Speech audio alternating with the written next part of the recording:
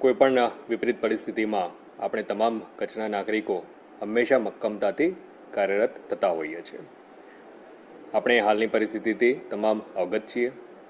કોઈપણ નાગરિકે આ પરિસ્થિતિમાં ગભરાવાની જરૂરિયાત નથી, પરંતુ આપણે સૌએ સતર્કતા દાખવવાની ચોક્કસપણે જરૂરિયાત છે. આ પ્રકારની પરિસ્થિતિઓમાં એક નાગરિક તરીકે પણ આપણે નાગરિક ધર્મ બજાવવા માટે સુસજ્જ બનીએ એ અપેક્ષિત છે. કોઈપણ પ્રકારની અફવા ઉપર આપણે ધ્યાન ના આપીએ. કોઈપણ પ્રકારના એવા વિવાદિત પોસ્ટ હોય, અસંગત બાબતો હોય, એને સોશિયલ મીડિયાના કોઈપણ પ્લેટફોર્મના માધ્યમથી આપણે એને ન ફેલાવીએ. હાલમાં આપણને ખ્યાલ છે, ડ્રોન ઉડાડવું, ફટાકડા ફોડવા, આ પ્રકારની જે પ્રવૃત્તિઓ છે કે જે લોકોમાં ભય ઉપસ્થિત કરી શકે છે, એવી કોઈપણ આપણે બાબતોથી દૂર રહીએ એ પણ અપેક્ષિત છે. આપણે વહીવટીતંત્ર તરફથી બ્લેકઆઉટની અથવા તો કોઈપણ સૂચનાઓ આપવામાં આવતી હોય એને ખૂબ ગંભીરતાથી આપણે લઈ અને એનું ચુસ્તતાપૂર્ણ આપણે પાલન કરીએ એ પણ નાગરિકો પાસેથી અને આપણા સૌના પાસેથી એ અપેક્ષિત છે. ત્યારે આપણે સૌ એનું પાલન કરવા કટિબદ્ધ બનીએ.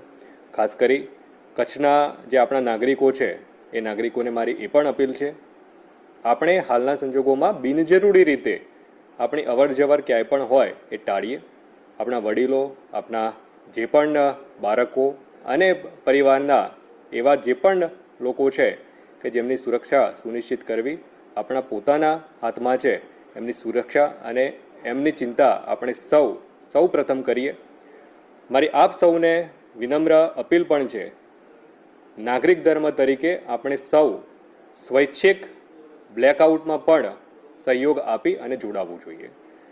કોઈપણ પરિસ્થિતિમાં તંત્ર તરફથી ચોક્કસપણે આ પ્રકારની માહિતી આપવામાં આવતી હોય છે, પરંતુ સમયની મર્યાદાઓ વગેરેને ધ્યાને લેતા કોઈપણ વિપરીત પરિસ્થિતિ ઉપસ્થિત થાય એના કરતાં આપણે સૌ સ્વૈચ્છિક રીતે બ્લેકઆઉટમાં જોડાઈએ અને બિનજરૂરી રીતે આપણી કોઈપણ એવી જે લાઇટ છે એ લાઇટ બહાર જળતી ન રહે એ આપણે નાગરિક તરીકે આપણું પોતાનું પણ, આપણા પરિવારનું, આપણા ઘરનું, આપણા શેરીનું, આપણી ગામનું, આપણા વોર્ડની અને સંપૂર્ણ રીતે એઝ એ સમાજ તરીકે એકમેકના સહયોગથી આપણે આ પ્રકારની તમામ પરિસ્થિતિઓમાં જે પણ સૂચનાઓ આપણને અપેક્ષિત છે, એક નાગરિક તરીકે આપણી જવાબદારી જે અપેક્ષિત છે એ આપણે સૌ સાથે મળી અને નિભાવીએ. આભાર.